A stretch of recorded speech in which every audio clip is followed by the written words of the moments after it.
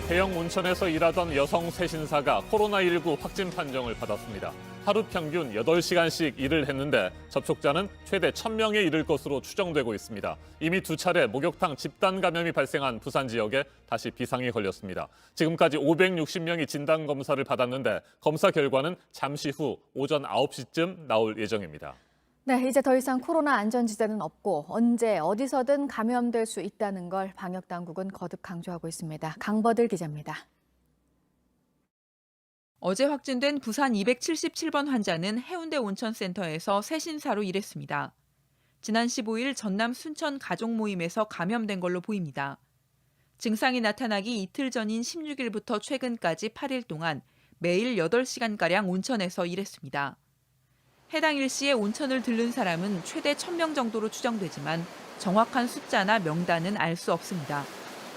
해운대구 보건소는 어제 저녁까지 이용객 등 560명의 검체를 채취했습니다. 검사 결과는 오늘 아침부터 순차적으로 나올 예정입니다. 목욕탕에서는 마스크를 쓰기 어려워 감염 우려가 상당합니다. 특히 목욕탕의 온도가 높아지면 호흡수가 굉장히 많아지기 때문에 비말의 감염 위험이 더 높아질 수 있는 상황입니다. 부산에서만 이미 목욕탕 집단 발병 2건이 보고됐습니다. 지난 23일 부산 진구의 한 목욕탕을 매일 아침 들른 사람이 확진된 뒤 이용객과 2차 감염자 등 6명이 추가로 감염됐습니다. 사상구 목욕탕 관련 확진자도 지난 17일 이후 7명입니다. 중위험 시설로 분류된 목욕탕은 대부분 지역에서 정상 운영되고 있는데 감염이 잇따르자 부산시는 목욕탕을 집합금지 행정명령 대상으로 변경하는 방안을 검토하고 있습니다. JTBC 강버들입니다. 전국의 코로나19 신규 확진자 수가 어제는 441명으로 다시 크게 늘었습니다. 신천지를 중심으로 바이러스가 빠르게 확산되던 지난 3월 이후 170여일 만에 가장 많은 감염자입니다. 특히 서울을 비롯한 수도권에서 환자가 급증하고 있는데 10명 가운데 3명꼴로 어디에서 감염됐는지 모르는 깜깜이 환자입니다. 정세균 국무총리는 사회적 거리 두기 3단계 격상 여부에 대해 어떻게 할지 판단할 시점이라고 밝혔습니다. 윤영탁 기자입니다. 313명, 어제 서울, 경기, 인천 등 수도권에서 나온 코로나19 신규 확진자 수입니다. 사상 최대 수치입니다. 기존 집단 감염원에서 환자가 추가되고 새로운 감염지도 지속적으로 나오고 있습니다. 사랑제일교회 관련 확진자는 어제 26명 늘었습니다. 이 교회 관련 확진자는 1,000명을 바라보게 됐습니다. 광복절 집회 관련 확진자도 54명 추가됐습니다. 20여 명의 확진자가 나온 인천 준림의 교회는 환자가 36명이 됐습니다. 서울 관악구 방문 판매업체 무한그룹과 은평구 미용실, 구로구 아파트에서도 각각 5명 이상씩 환자가 추가됐습니다. 정부도 이 사태를 심각하게 보고 있습니다. 그러나 신규 확진자 수는 400명을 훌쩍 넘었습니다. 전체 환자 수도 문제지만 방역당국은 늘어나는 깜깜이 환자 걱정이 더 큽니다. 국내 신규 확진자 434명 중 33%가 깜깜이 환자입니다. 환자 3명 중 1명은 어디서 감염됐는지 방역당국도 아직 모른다는 겁니다. 확진자 1명이 하루에 수십 명 이상과 마주치는데 감염원 차단이 제대로 이루어지지 않고 있다는 뜻입니다. 누구나 감염될 수 있다며 이례적으로 깜깜이 환자 숫자를 공개한 것도 이 때문입니다. 지난 2주일 동안 사태를 안정시키기 위해서 노력을 했는데 그렇게 큰 성과를 거두지 못해서 매우 걱정이 큽니다. 5개월 전으로 돌아간 코로나 시계. 상황은 기대만큼 억제되지 않고 있습니다. 거리두기 조치 상향 검토가 진행 중입니다. 3단계 준하는 조치들로 갈지 완전한 3단계로 바로 이어갈지 이런 모든 가능성들에 대해서 열어두고 100명의 신규 확진자가 나온 경기도는 모든 공직자에게 2주간 공무회 대면 접촉을 금지하는 조치를 내렸습니다. 이재명 도지사는 공직자의 감염은 방역 일선이 무너지는 것을 의미한다고 이유를 밝혔습니다. JTBC 윤영탁입니다. 문재인 대통령은 어제 개신교 지도자들을 만났습니다. 코로나19 방역에 힘을 모아달라고 요청했습니다. 하지만 일부 참석자들은 예배는 포기하기 어렵다고 반발했습니다. 박민규 기자가 보도합니다. 개신교계 지도자들을 만난 문재인 대통령은 사랑제일교회를 비판했습니다. 이름을 직접 말하진 않았지만 사과조차 하지 않는다고 지적한 겁니다. 오히려 지금까지도 이 적반하장으로 음모수를 주장하는 하면서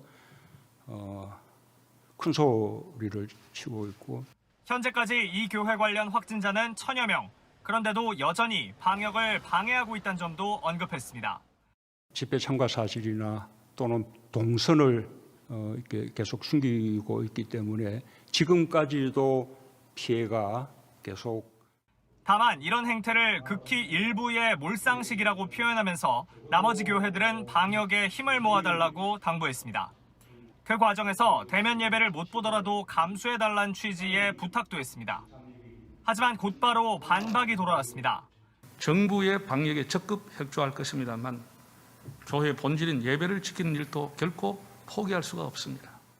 그러면서 정부가 교회를 인증해주는 방식으로 예배를 제한적으로 허용해달란 제안을 했는데 여기에 대해선 문 대통령이 난색을 표했습니다. 대신 문 대통령은 비대면 예배가 힘든 영세교회를 돕겠다거나 대통령 욕해서 기분이 풀리면 그것도 좋은 일이란 말도 했습니다. 이런 가운데 일부 개신교 단체들도 예배가 목숨보다 더 소중하다며 대면 예배 사수 성명을 발표했습니다. JTBC 박민규입니다. 보건복지부가 내년도 건강보험료율을 올해보다 2.89% 인상하기로 결정했습니다. 이에 따라 직장 가입자의 본인 부담 월평균 보험료는 올해 11만 9,328원에서 12만 2,727원으로 3,399원 오릅니다. 자영업자를 비롯한 지역 가입자들도 월평균 2,700원 이상을 건강보험료로 더 내야 합니다. 박병영 기자입니다.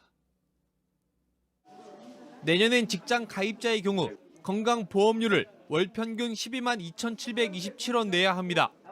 월 11만 9,328원인 올해 건보료 평균보다 월 3,399원이 오르는 겁니다. 자영업자 등 지역가입자의 경우엔 올해보다 2,756원이 오른 월 평균 9만 7,422원으로 보험료가 늘어납니다. 보건복지부가 건강보험 정책심의위를 열고 2021년 건보료율을 2.89% 높이기로 결정했습니다. 당초 정부가 추진했던 3.49%보다는 인상률이 낮아진 겁니다. 코로나19로 경영계와 노동계의 경제적 부담이 높아진 것을 반영한 것으로 풀이됩니다. 지난해 정부는 국민건강보험 종합계획에서 2022년까지 건보료를 매년 3.49% 올린다고 밝힌 바 있습니다. 하지만 정책심의위에 참여하는 가입자 단체는 정부 인상안에 반대해왔습니다. 지난 25일 한국경영자총협회와 중기중앙회는 코로나19 충격으로 가계와 기업의 사회보험료 부담 능력이 한계 상황에 처했다는 공동 성명을 발표하기로 했습니다. 노동계에서도 정부가 건강보험 국고지원 20%를 철저하게 이행해야 한다는 지적이 나왔습니다. JTBC 박병현입니다. 미국의 중북부 위스콘신주에서 발생한 흑인 청년 제이컵 블레이크에 대한 경찰의 과잉 총격 사건 파문이 커지고 있습니다. 인종차별 항의 시위가 잇따르고 있는 와중에 시위대에게 총을 쏘아 2명을 숨지게 한 용의자가 17살 백인 소년으로 밝혀지면서 2달이 앞으로 다가온 미국 대선도 출렁이고 있습니다. 워싱턴을 연결합니다. 임종주 특파원, 블레이크 사건을 놓고 공화당 소속 트럼프 대통령과 민주당 조 바이든 후보가 정면으로 충돌하고 있죠. 네, 몇 시간 뒤면 트럼프 대통령이 백악관에서 공화당 대선 후보 수락 연설을 하기로 돼 있습니다. 이를 앞두고 민주당은 흑인 남성 제이컵 블레이크 피격 사건을 거론하며 총공세를 펴고 있습니다. 직접 들어보겠습니다. These guys are rooting for violence. That's what it's all about. To prove that you should be scared of Joe Biden, they're pointing to what's happening in Donald Trump's America. Broader criminal justice reform and acknowledge and address systemic racism. 트럼프 대통령은 연설에 앞선 행사에서 주 방위군 투입을 자화자찬하고 미 프로농구 NBA 경기가 인종차별 항의 차원에서 취소된 데 대해선 강도 높게 비판했습니다.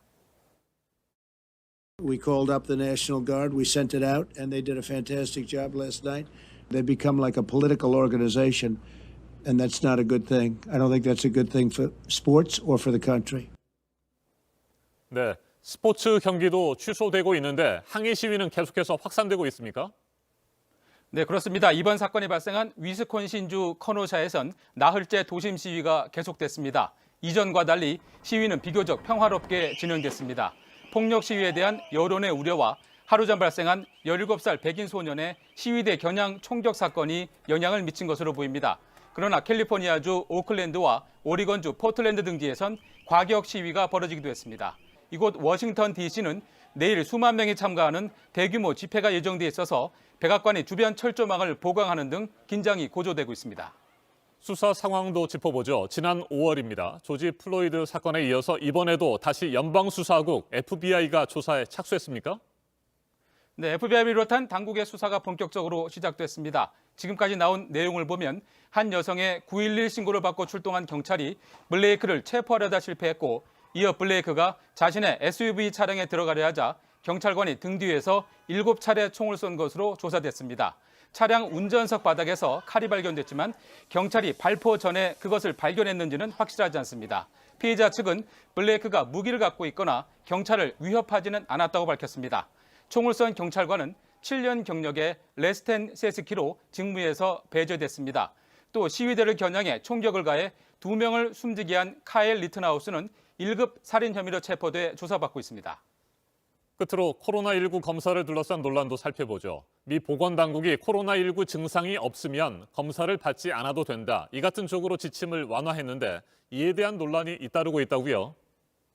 네, 감염병 전문가인 앤서니 파우치 박사는 언론 인터뷰에서 미국 질병통제예방센터 CDC의 검사 기준 완화에 대해 무증상 확산이 큰 문제가 아니라는 잘못된 인식을 줄까 우려된다고 밝혔습니다. 또 자신은 지침 완화에 관여하지 않았다고 말했습니다. 앞서 미국 언론들은 CDC 검사 기준 완화가 트럼프 행정부 고위층의 압력에 따른 것이며 선거를 앞두고 확진자를 줄이려는 의도가 반영된 것이라는 의혹을 제기했습니다. 지금까지 워싱턴에서 JTBC 임종주입니다. 러시아에서 세계 처음으로 공식 승인을 했다고 해서 이슈가 됐었던 코로나 백신 소식입니다. 통상 거쳐야 하는 마지막 임상시험 단계까지는 가지 않고 승인을 한 것이어서 여러 우려가 있었는데 3단계 임상시험을 실시하겠다는 계획이 나왔습니다. 모스크바 시민 4만 명을 대상으로 하는데 동시에 일반인을 상대로 한 백신 접종도 함께 진행이 됩니다. 박지훈 기자입니다. 블라디미르 푸틴 러시아 대통령이 한 러시아 방송에 등장했습니다. Мы сделали все, что необходимо для того, чтобы провести регистрацию. С условием, как у нас говорят. Это условие дальнейшее исследование этого препарата в ходе его массового применения. 러시아가 생산한 백신 스푸트니크 V에 대해서 3상 임상 시험을 하겠다고 한 것입니다. 시민 4만여 명이 시험에 참여합니다. 하지만 백신은 이미 지난 15일부터 생산됐고 3상 시험과 함께 일반인 접종도 동시에 이뤄집니다. 러시아 정부는 27개 국가가 백신 구입 의사를 밝혔다고 전했습니다. 이런 가운데 러시아는 조만간 또 다른 백신 에피박 코로나를 등록할 계획입니다. 이번에도 3상 시험을 거치지 않았습니다. Также будет зарегистрировано. На сегодняшний день по результатам проходящих клинических исследований первой и второй стадии осложнений у вакцинируемых нет. 모스크바에서는 26일 현재 하루 동안 637명의 신규 확진자가 나와 누적 확진자가 25만 9천여 명으로 집계됐습니다. JTBC 박지윤입니다. 네, 어제 이 시간에 저희가 태풍 상황 특보로 전해드리면서 말씀드렸던 대로 당초 크게 우려했던 것만큼은 아니었지만 그래도 곳곳에 상처를 남겼습니다. 전남 신안 가거도에서는 방파제가 부서지기도 했습니다. 배승주 기자가 전해드립니다. 회색 봉지에 담긴 배들이 바닥에 한가득 떨어져 있습니다. 나무에 매달린 것 반, 떨어진 것 반입니다. 태풍 바비가 휩쓸고 간 전남 신안군의 한 과수원입니다. 추석용으로 선물용으로 나갈 건데 이렇게 낙과가 됐습니다. 전남 진도군 모사마을은 태풍이 몰고 온 파도에 주민들이 가슴을 쓸어내렸습니다. 해안도로와 가드레일 150m가량이 유실됐습니다. 최대 13.1m 높이까지 파고를 기록한 전남 신안군 가거도는 상황이 더 심각합니다. 항구를 에워싸고 있는 방파제 300m가량이 부서진 겁니다. 엄청 바람이 세가지고 밖에 나오지도 못하고 아침에 나와보니까 그 많은 그 골재들이 또 항 쪽으로 유입이 됐더라고요. 깜짝 놀랐습니다. 도심 곳곳에선 강한 바람에 유리창이 깨지거나 간판이 줄줄이 떨어졌습니다. 광주 문흥동 일대에선 가로수가 쓰러져 2천여 가구가 한때 정전됐습니다. 전남 신안군과 충남 태안군에서도 수백 가구가 정전 피해를 입었습니다. 그제 저녁 8시부터 1시간 동안 전남 순천에선 시간당 50mm 폭우가 쏟아져 가곡동 일대가 침수 피해를 입었습니다. 강원 화천에서는 가로수가 마을버스를 덮쳐 6명이 다치기도 했습니다. JTBC 배승주입니다. 미국 남부 지역은 초강력 허리케인 때문에 비상이었습니다. 허리케인 등급은 낮아졌지만 여전히 위력적이어서 북상하는 경로에 따라 피해가 클 것으로 예상됩니다. 홍희정 특파원이 전해왔습니다. 무서운 속도로 4등급까지 격상된 허리케인 로라. 상륙한 지 4시간 만에 세력은 2등급으로 약화됐지만 시속 241km의 강풍이 휩쓸고 간 지역은 그야말로 아수라장이 됐습니다. 강력한 바람에 건물 지붕은 처참히 뜯겨나가고 곳곳에는 산산조각 부서진 잔해물로 가득합니다. 가로수가 쓰러지고 전신주 전선도 끊겼습니다. 사망자도 나왔습니다. 루이지애나 해안가에 있는 한 주택으로 강풍에 꺾인 가로수가 쓰러지면서 집안에 머물던 14세 소녀가 숨졌습니다. 전력 공급 피해도 계속 잇따라 루이지애나 48만여 가구, 텍사스에선 12만여 가구가 정전 사태를 겪고 있습니다. We lost electricity about 2:30. I looked at my street about 4 blocks from here. They had water on it. I was really nervous. Kind of couldn't sleep. 루이지애나주의 한 화학 공장에선 화학 물질이 유출되고 화재까지 발생해 당국이 주변을 봉쇄했습니다. Keep your family safe, right? If you're in a safe place, don't go outside until you hear the all clear from your local officials. Again, this can be a dangerous part of the storm, even after it passes. 루이지애나와 텍사스를 강타한 로라는 현재 아칸소 방향으로 북상하고 있습니다. 로스앤젤레스에서 JTBC 홍희정입니다.